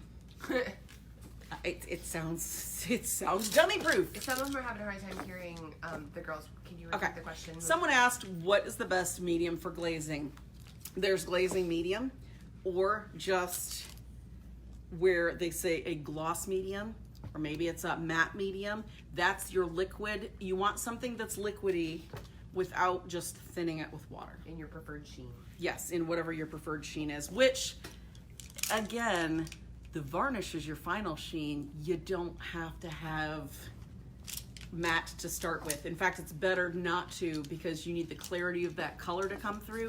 Then you can matte it at the end. If you put too much matting agent in between, your colors start getting foggy, and if you're painting a lot of layers, it can get foggier and foggier, and if that's not your intention, it can make what could have been a very crisp, beautiful painting, but just matte finished, look like it's in a forest fire smoke scene or something like that. Easier. Yeah. Okay, more questions. We just got one that asks if you want a soft, realistic look of colors on the canvas using acrylics, what's the best type of undercoat to use? What's the best type of undercoat for a soft look? It's about having softer brushes, and it's about technique. There's no undercoat that's going to help you. It's about researching and learning those techniques, or finding somebody that paints that way and asking them a lot of questions. It's about maybe taking a class from somebody that has that style that's local, that you're like, hey, I want to know how to paint like that. It's not like a magic thing like, oh, hey, if you get this color and you put that down first. It's not, I know with Bob Ross and things like that. That was her inspiration. It can make it seem like it's some magic product that does that. You can do that without having to paint like that. And it opens up or with those products, and it opens up a whole new realm of, it's just in the instruction and you're learning it. Technique, not a trick. Yes. I wish it was a trick. It'd be so much easier. Ta-da! Mixing different brands of paints using a cheaper undercoat versus a more expensive top coat. Yay, nay, suggestions? Anytime you want to do that, where you're mixing the product, Frida asked if you want to use less expensive, either kind of, lower grade or mid grade, like especially if you're working big, somewhere in the painting to kind of help save money, but you do have some nicer paints. It's just you're kind of trying to save them. For always paint lesser quality under better quality, because you want your top layers are what everybody sees, right? So that's going to help with coverage with the cheaper stuff, theoretically. With oil paint or with acrylic paint, I will say this is where I think that holds the most true, don't you, Katie? Because with oils, you can extend really heavily, super pigmented, like Old Holland. A tube of Old Holland that's little will go way further than a giant tube of, the Winsor Newton Winton, because the pigmentation is so much stronger. Acrylics are where you can only do so much with the resins. This isn't as true of a statement. So always put your better quality over the top. Use the lesser quality for your bigger, flatter areas of color where you're just getting stuff down. Okay. Going back to isolation coats. Okay. This is a 2 or 3 part question. The golden isolation coat there, what is that? It's You always want to use a soft gel medium. soft Where did gel it go? medium? Okay. There's something in the way, and it needs to be either a gloss or a semi-gloss. There's something in the way that resin is made where it's spreadable, but it's still got enough resin where when you thin it with water, it's not going to become too weak. It'll become more brushable where it covers it, but it's going to actually cover the painting more safely. That's what Golden recommends. So, and if that's what they say, that's what I'm gonna default to as the truth. Is there a spray version, or can you use that in an airbrush? If the problem is when you're using an airbrush, you're gonna have to put an airbrush medium with it, right? This is gonna be clear if you do it correctly. So you'll probably have to brush it on to make sure it gets, like, especially if you've got, I'm guessing that whoever's asked this question has larger works that have like a lot of peaks and nooks and crannies and things like that. You're really gonna need to just thin it out and brush it on. It's I feel like an airbrush would give you too. airbrush medium thin is of a going to be layer. different. It's Yeah. gonna have different resins Well, and it would stuff. give you too thin of a layer too, because that's Yes. kind of the whole point of an airbrush is a really light, thin Right. layer. So it's not going to give you enough. You would have to make do a so difference. many layers. Yeah. It would just, you would waste so much time doing that. Where you would think it would help with time, I think it would increase your time. Yeah, I agree. So yes, I mean they could call. I'm going to default and say Liquitex has a great technical department. So does Golden. You can always call them and ask. Maybe there's a way to do it that they can recommend. If you want to varnish a mixed media or iridescent painting, like where they've used iridescent Yes. paints, would you still use the isolation coat and the same varnishes you've mentioned there? She's asking, would you use an isolation coat over things like mixed media or something with iridescence or pearlescence, or I'm guessing things like that? It's got to all be acrylic or watercolor or water-based. You can't put this over oil paints. Mixed media just means a bunch of different kinds of media. It doesn't specify, oh, these are all, mixed media means all water-based. Mixed media, I do oils over charcoal, over acrylic, over all sorts of different stuff. With oil as the last layer, guess what the varnish is? It's gonna be an oil-based varnish or a mineral spirit-based varnish. I'm not going back in over the acrylic doing an isolation coat because there's not a safe way to do it. Okay? So it needs to be, first it needs to be, is it all water-based? Then yes, you need to do this. And this is, you want the gloss because that's going to give you the clearest sheen so that the color picks up in those iridescence and things like that. And if you're using metallics, you're using iridescence, you're using anything that needs to have that light travel through the resin to give you that sparkling shine, you've got to go with a gloss varnish because a satin is going to dull that and not let the light come through to give you that depth. Okay? Other questions? Would you use a glue or a wax as an isolation coat, or you need to use? You have to, if it's acrylic, you've got to use that soft gel because we talked that it's a very, very soft medium.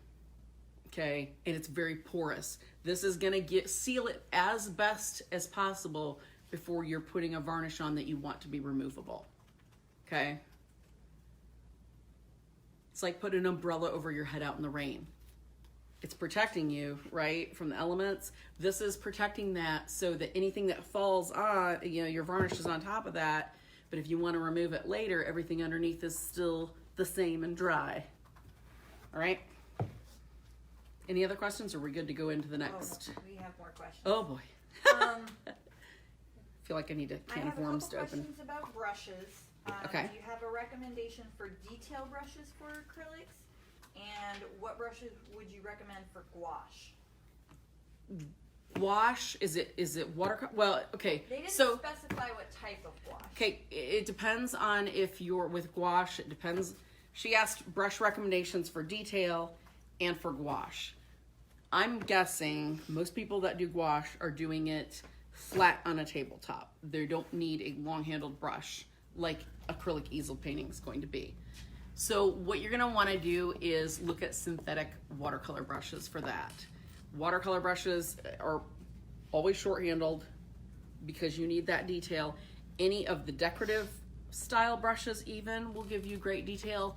Detail depends on what you want. Do you want, a flat that looks at those narrow, hard edges? Do you want something that's more like a round that's going to hold medium but release it only at the tip? Watch that one show that's about the short brushes. That's the brush breakdown too. That will be all the types of brushes that you're going to want to look at. And I do believe we talked about using some of those. And I know in the watercolor brushes episode, we did use a lot of those too, didn't we, Katie? Mm-hmm. That was this year that we did. So that would be a good episode to watch to see the tips and what detail you can get out of them. We went through that's a whole huge 2-hour long amount of episode brands. in itself. Yes. If you're doing gold leafing on a painting, somebody asked if you would use an isolation coat over that. I don't know. That would be something that you probably. She asked if you're doing gold leafing on a painting. It depends. Okay. It depends on if it's a real Right. gold leaf. Okay, because some of those have oil sizing. Some of them have a water-based sizing. Usually, you have to put that over the top to seal it. So that's going to protect it from that, and then you can go from there.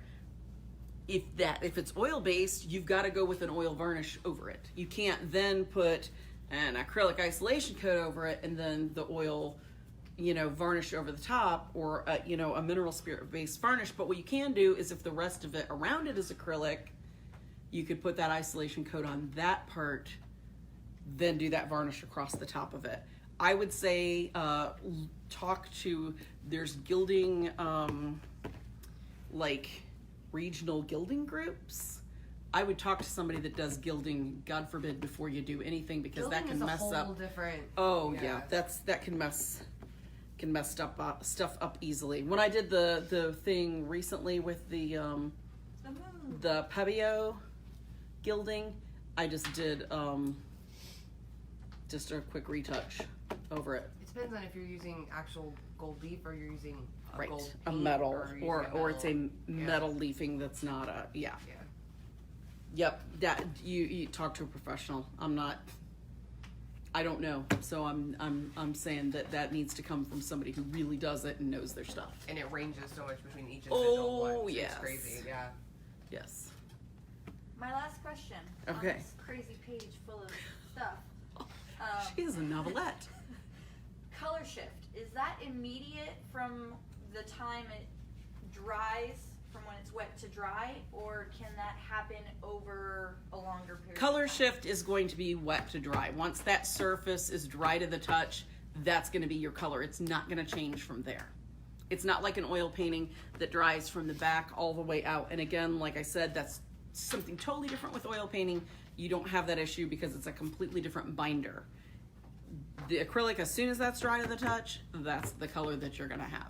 Unless you do something crazy with varnishing, but where it Unless you lightens do it. something to like change well, it. like if you do a matte varnish and you don't stir it well enough, and then it makes it lighter because of the kind of whiteness of it.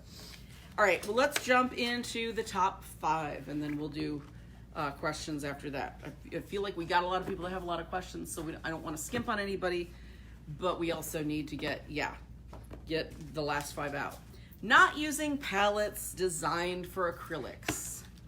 We're in the top 5, which are the things that you'd think would be obvious, but that necessarily aren't. Can you grab me a wood palette over there? Just grab one of the ones over there, just so we can show that. I have seen more even companies. This one's stained from it, actually. And I know that we have been guilty of that in the past when we had people in photography that didn't have an art background, where they show acrylics being used with wood palette. No.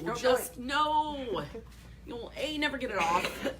It'll always ooze down in the little bit of, even if it's sealed, ooze down in any little crooks and crannies and nooks and things. And you can't mist this to keep your paint wet. This will turn this into a big mushy jumble of goo. Actually sucks the moisture out, which is the opposite Yes. of what you want to do. You don't want this. You don't want this, not for acrylics, not now, not ever. Never. It's like Dr. Seuss, not on a boat, not with a goat. Were you painting In it? a box with a fox? Not there either. House And with it's a not mouse. where you're gonna change your mind at the end of it, like in Green Eggs and Ham. I think he was just tired. He gave up. All right. So what you need is a plastic palette, okay? And that can be any number of things. If you want them where, you like holding a palette, that's fine. But I will say that because you need to keep misting that palette every, 5 minutes or so, especially if it's dry in your house or your studio, it's gonna, unless you're holding it very like this. There's oil on this. I know. No, I know. But I would never use this for acrylic because I don't stand like that when I paint with acrylic. you can't, holding it like this is gonna hurt the back of your elbow.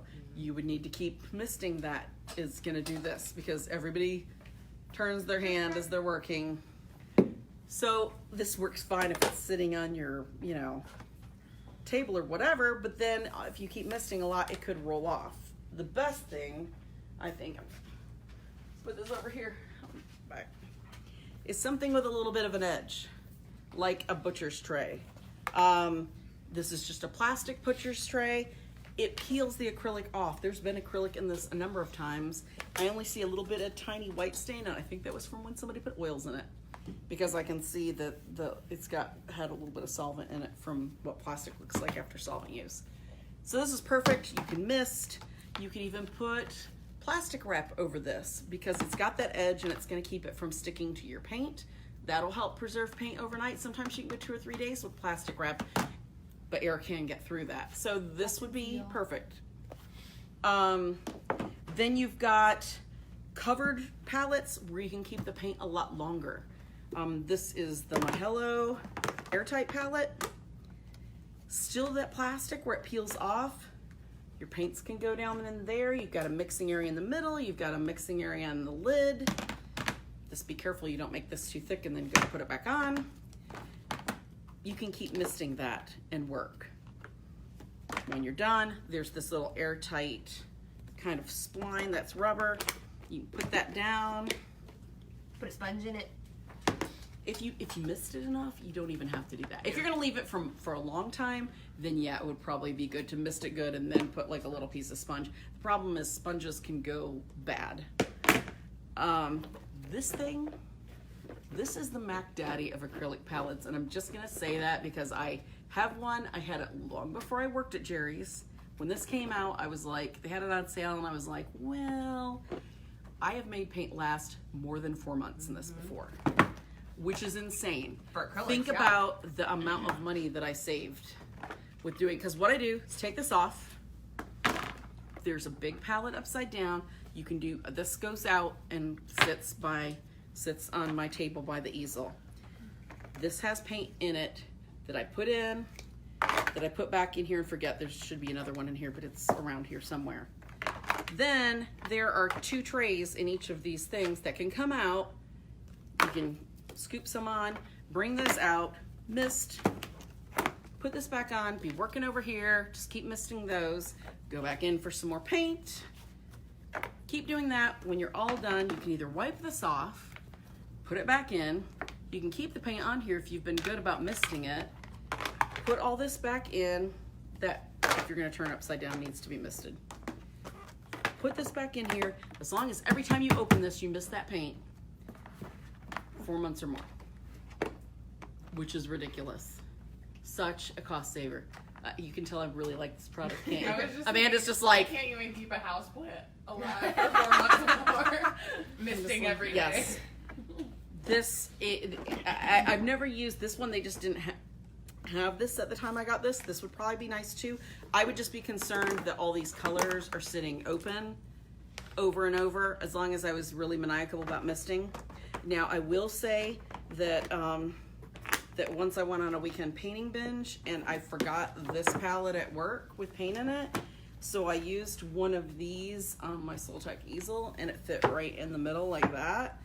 And all I did was mist it, and then I put plastic wrap over it, and that lasted the whole weekend. Press and seal is fantastic. Yes, and it wasn't. I don't buy that expensive one. It was just the regular house brand of that, but it worked for a weekend. So you can keep this for a little while as long as you're good about misting in between. So those all peel right off because it's plastic. Once you're done with it, you set it out. You let it dry a couple days. If it's hard to get it off, you put a little bit of water in it, let it set, you can go and it'll pop right off. Don't run it down your drain because it will harden. What?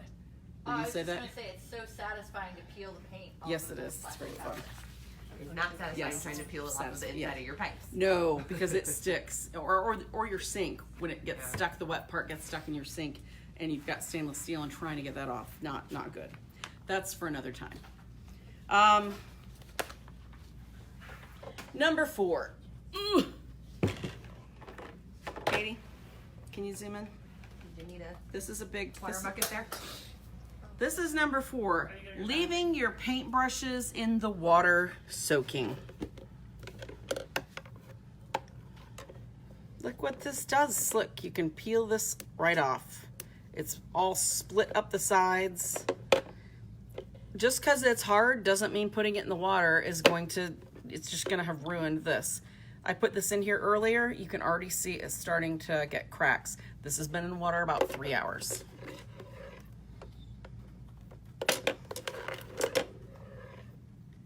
None of these are cracking, but these are actually good.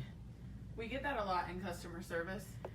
We do, but you know what? All these have been in the water for 3 hours. These 3 were not damaged prior, and they've actually held up pretty well. But I know people that will soak them underwater overnight. But look what it did to the tips. Yeah. That's damaged. That's going to be splayed. This is not ever going to keep the point that it had. And this is splayed out. That's not going to come back to a nicer point. So leaving those stuck down in there is going to damage stuff over time, especially these. Wood swells when it's in water. Yes. Well, and not to mention that now these have to be hung up and completely dried like this, so all the water comes out, because you go to start using that in your next painting, and even if you've blotted it out, you're painting along, and then all of a sudden your acrylic is thinning and flowing and turning into this mushy, gushy mess. So don't do this. Put your brush in, get all the color out, look, make sure all the color is out. If there's any little residual up here, get it out immediately. Do that, blot it on a dry rag or, paper towels, and set it aside like this to dry. You can go back and use it, but don't leave it stuck. If it's to the point of where it's stuck in your brush so bad that you're just sticking it in there and not addressing it right away, that's probably going to be a throwaway brush. This thing is like ridiculously heavy. Why have I never had one of these before? To be honest, most of the complaints come from paint and sip owners. Yeah. They're like, you just threw them all in a bucket. That's and why. Well, yeah. Okay, well, you can do that with a brush, and I'll address that real quick, because I did put one of these in here. You can do that with a brush like the Durahandle brush. The thing is, not all brushes are Durahandles. This is an acrylic.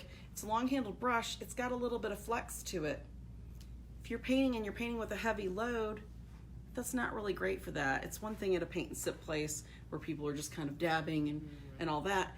And it's not as good a quality of a bristle head. Yes, this is resin, so that's not going to split.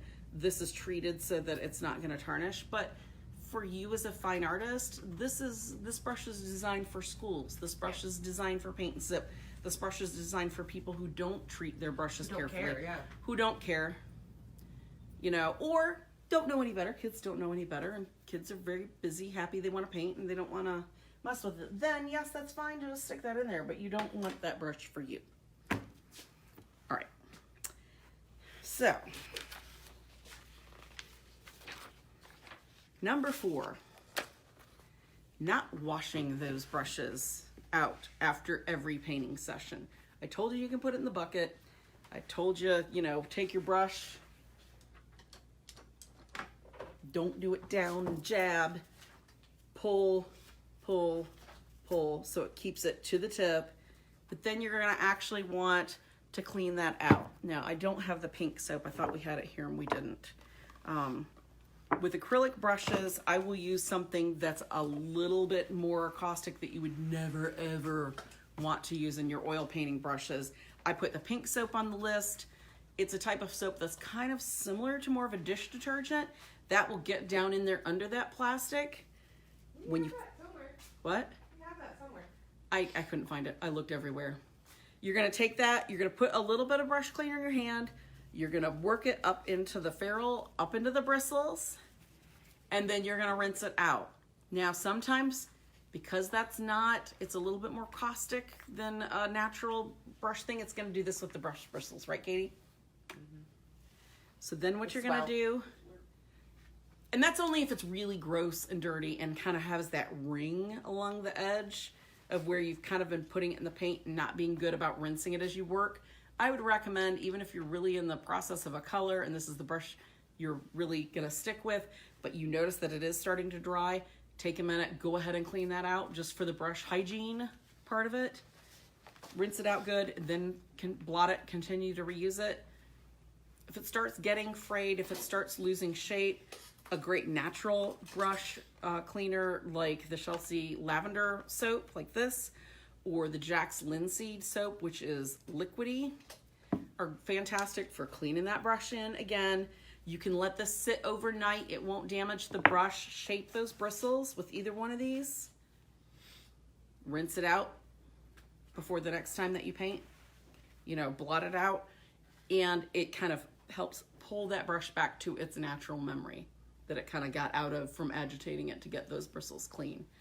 This stuff saves some oil painting brushes and some acrylic brushes that I had that really needed to be thrown out. I put it in some acrylic brushes and let it sit for 2 or 3 days and was shocked and amazed. Now they were synthetic, but just that it actually did come out of them, it was pretty crazy. I'd even tried Dawn, which I usually won't touch dish soap if you know, even with dishes, because if it tears my hands up, what is it doing to brushes? So it saved some brushes that I really thought about that I would just need to toss. So these soaps are really good. Your brushes are an investment. If you get decent ones, treat them well, clean them. You know, you don't go 5 weeks without washing your hair. God, I hope at least not. Clean these after every time so that the performance is as similar. And acrylic brushes do have an age on them. Oils, I think, sometimes you can get them to last a long time. Acrylic brushes more almost have a shelf life if they're used a lot. So but you can increase that greatly by proper brush hygiene. All right. Thinning with too much water is number 2. I don't know how many people I've seen, and a lot of beginners do it, and I've seen regular artists do it, where they're thinning with too much water and their layers of paint aren't bonding properly to each other, because rather than put out that little bit of gloss medium or something in it to kind of dip that brush in to thin the paint, they just keep pouring on more water or misting water on it or whatever. That not only dulls the coat, makes it more matte because you're breaking that resin down, but it also can make it so I've seen people walk up to their painting and go, oh, what is that? Painting is dry. They've put too thin a coats on top. They go like that to rub it. Gone. That little bit of what they thought was glazing with the color didn't stick because the resins didn't bind, because the resins really weren't there anymore. Not cool. Think about it this way. Mud puddles. When you're a kid, and the mud puddle's just a little bit cloudy, like not quite chocolate milk, and it's really thin, and you can see it settling back down. That's what I want you to think of the next time you thin your acrylic paint out, is how is that really gonna stick to the next layer? If you're making a mud pie, do you just put a little crumble of mud and then dump some water in on top and think that's gonna work for a mud pie when you're a kid? You want it nice and thick and chunky, right? Even if it flows better, you don't like my mud puddle. Is that Completely like unrelated. okay? I thought it was like Sorry. like giblets. It was having the giblets effect. No. For I was like, well, I'm gonna start using mud puddle now. Nothing has the giblets at the Okay. So think about that. Think about mud puddles. Think about it being very thin and wispy and chocolate milky. That's not going to help bind to your next layer. Okay. Number 1, I can't overemphasize this enough. Mist your freaking acrylic paint while you work. If you're in a dry area, you're going to have to probably do it more than every 5 minutes. If you're in a really humid area and you don't have like a crosswind and it's a moist day, you might be able to get away with it 7 to 10 minutes. So did I just say another word, Amanda? Moist is now a word It's too? everyone's trigger. Okay. Well, I'm sorry. You've got to say it with this. Something to consider, because you're spraying this in a palette potentially that you're closing up, distilled water. Don't use tap water or well water. Well water is even way worse because goodness only knows what little creepy crawlies are in there and how, if you set a glass of water up on the counter and forget it for a few days, 3 or 4 days, and you come back and you go to dump it out, it's kind of slimy and gross sometimes, right? Or cloudy. The additives they put in well water. Yes, or even in city water and Yeah. stuff. That stuff is not good with the resins. Distilled water is purified. It's going to be something, just keep a jug, keep pouring it into this. It really even wouldn't be, if you're going to thin some with water, and you better only be thinning some, use distilled water in a special cup that you've got. That's what you dip your brush in before you go to just maybe thin that heavy body paint just to make it slightly more brushable. That's okay. But use distilled water. And people are always like, oh my God, my kids are like, oh my God, with the misting they hear, constantly. And I'm like, yeah, because it doesn't dry the paint out. So, because once you start getting that paint skin on top and it starts oxidizing, going in and either picking it up and trying to get more out of it, when that starts drying and starts getting thick and sticky, it can do things, it can pull up layers. It's just a bad idea. If you're gonna leave it for more than just running to the bathroom, 2 minutes, running to the bathroom and coming right back, if you're gonna go get a cup of coffee, but the dog might need to go out, or you might decide you need to change the laundry, you're gonna come back and this isn't covered, it's gonna be all icky. Mist it, a little piece of plastic wrap sitting there, or aluminum foil or something, just to cover it for that short time, because 5 minutes can very easily turn into 20 or 30 minutes. It will save your paint. This little, 99-cent bottle will save a whole lot of stuff with acrylics. So mist, mist, mist. I think that's the number one thing people don't think to do. Yeah. And don't, and if there's people like, well, but I only have a little paper plate and I'm only putting these colors out, you still waste. I've seen so many people that are like, then they throw the plate away and then they get more, and then they get more. And it's like, how many plates did you just waste with those colors that, with not misting, not to mention you're going through a bunch of paper plates. It's not good for the environment. This is going to be here, just missed it. Missed the bottle. Okay. Questions, and then we're wrapping this up. You know I do. How do you clean mold on a palette? You get rid of all the Throw it away. paint. You get rid of all the paint, and then you soak the palette and get rid of all, scrape it off. Do not, anytime a paint is molding, it's probably because you use city water or well water or whatever, you throw all that away, because that's... Or you maybe left the sponge in there too long? Yes, I don't ever use the sponge. I refuse to. I just, ooh. If you do use a sponge, you just have to rinse Switch it them out. out. Yeah. Yes. And use the distilled water. Yeah. That's Yes. the big part. What are your thoughts on using Dove soap to clean brushes and also Murphy's oil soap? I would use the Dove soap only on synthetic acrylic brushes, and even then, only if you have to really get stubborn residue, just because it will with the bristles. Murphy's oil soap in a pinch for doing oil brushes. I don't know if I would necessarily use that with acrylic brushes, because I can't remember what kind of oil it is. It's not linseed though, I don't think. So, but I mean, that's similar to the Jacks. And it's something where if that's what you've got at the house and you're painting and you're out, or you've forgotten to order it or whatever, better than nothing. Other questions? Well, she stole one of mine, Amanda. but will putting your palette in the freezer damage the paint? No. Okay, with acrylics, don't do this at all, okay? Acrylic paint, we get people that call all the time, and that's another thing as an acrylic painter, and it almost made the list, but it's so far down the list because this was just a beginner list. If you're an acrylic painter and you live in, say, Idaho or Wyoming or somewhere nowhere near an art store, and you're ordering paint in the dead of winter when UPS trucks are getting stranded and your paint's going to be in several freeze-thaw cycles, don't order your acrylic paint then. Don't.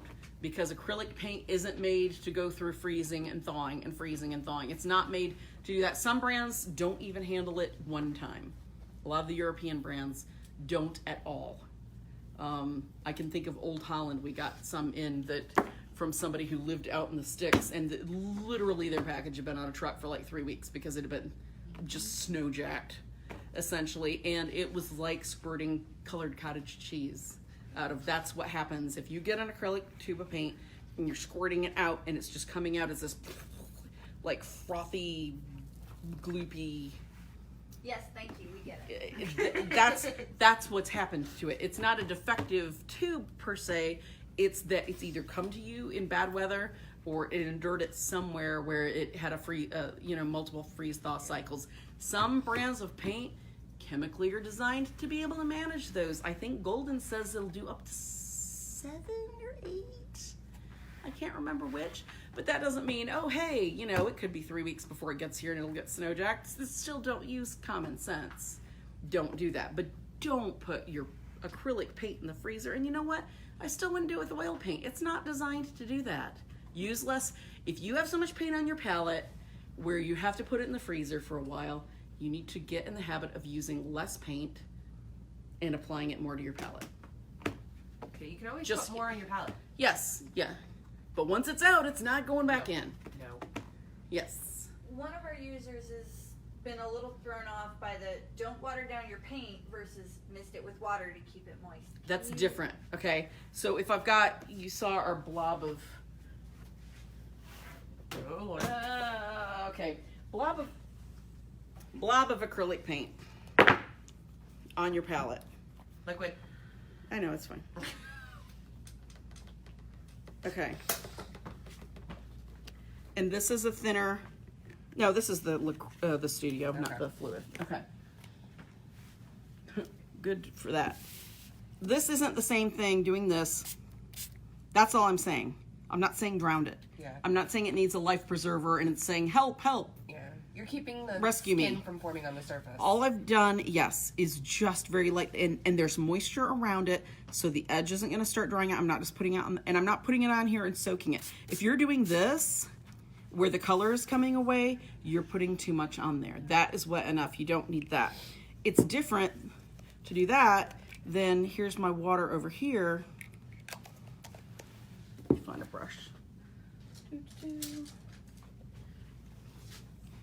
Where did my water go? This would be acceptable. See how this is too thin? That color just disappeared. I can see the gray through it. That is brushable, but see how much thicker that is? You can see a little bit of peak and brush stroke with it. That would be still fine for doing a painting and applying to a painting where it's still gonna bond decently. If I'm doing this and adding more water, see how thin that's getting? You can really see that gray through. This is where a gray palette is really helpful. That's probably a little too, even though this is made a peak, it's still very squishy. It's very wet. That's wringing it out. That's too wet, probably. Yeah. They're not watercolors. No. If you want it to be thinner like that, where you want it to be more fluid, there are fluid watercolors. There's liquid watercolors, which already come with more clear resin in it where it's more fluid. Do you want to show them like the golden high flow real quick? Yes, okay, so that's Lucas's medium body. This is Lucas liquid. Okay, so you can see that's already more brushable. That's brushable right there. You don't need to add water to it. There are fluid resins in it. Then here's Golden's High flow? yeah, I couldn't think of the word. Okay. It's like ink. Yeah. That's acrylic still. It's got a see how I did that? Now that you wouldn't be able to use that, wouldn't do, unless that was on watercolor paper where it was soaking in and leaving the color, that wouldn't work. Okay, does that make sense? Even if you use something like this and you want to put it in an airbrush and you want to thin the color so it's transparent, you need to put another resin in with this that's made for airbrushes to keep that acrylic amount higher so that it will stick to whatever it is you've got. Okay, does that make sense? Breaking down the bonds of the paint, not Yes. thinning down the paint. Right, exactly. Okay, all right, more questions? Or are we good? If there's other questions, I will come back and answer them. I'm multiple weeks behind at this point because we've just had so much going on in the studio with filming and other things. But I usually go back several weeks after the fact and answer any questions that maybe we didn't get to during the episode. Or you can feel free to follow my artist page on Facebook. I'm so tired. It's at Artarama.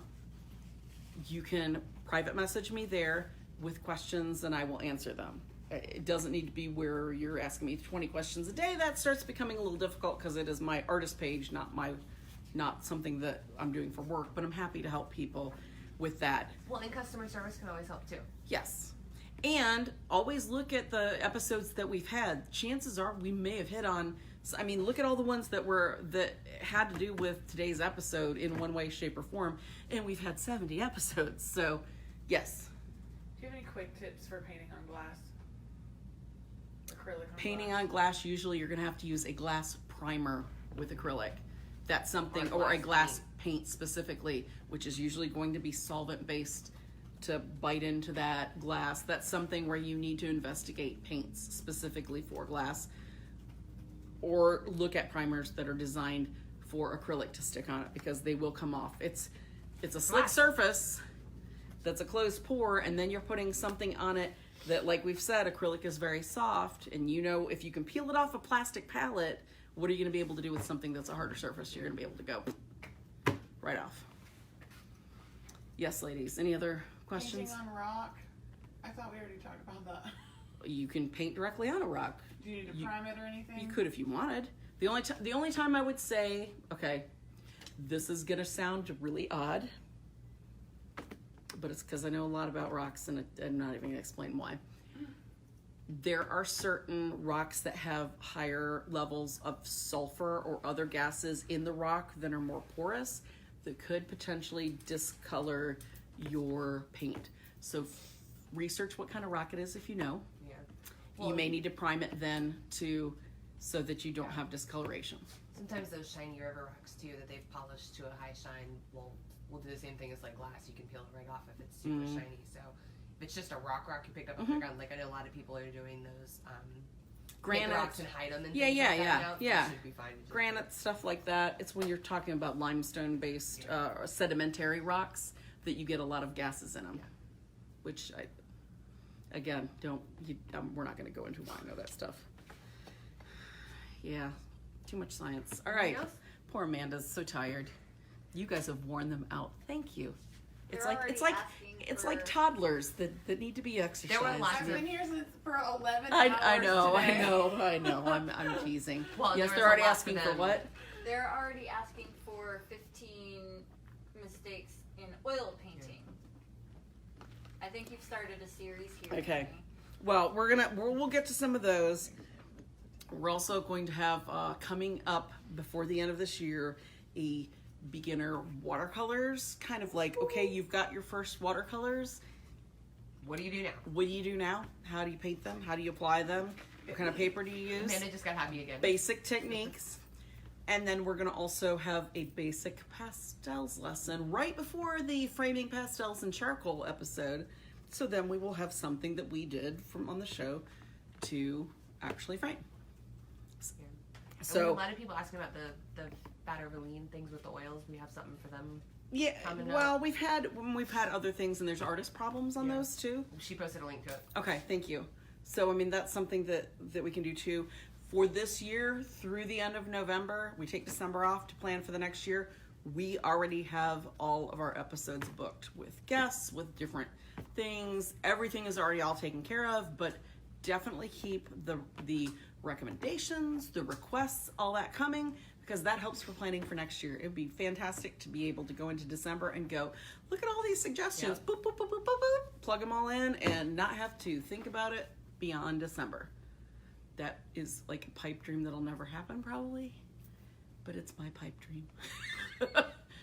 All right. Okay, so everybody remembers about the shirts. If you didn't see it, just watch the very beginning. We've got a new I'm Not a Robot campaign. You get a great t-shirt like this one with a $50 or more order for free. Otherwise, you can add it for $10, and you can enter contests to be able to win $100 gift cards. gift card. $100. $100 goes a long way. It is I one can find some stuff I like for that. free shirt per person. I just wanna make sure we say Yes, that. yes, I did say that at the beginning, Okay. but yes, one free shirt per person, Per customer, not per order. and that you can customize however you like. I know it seems a little trite that says artist.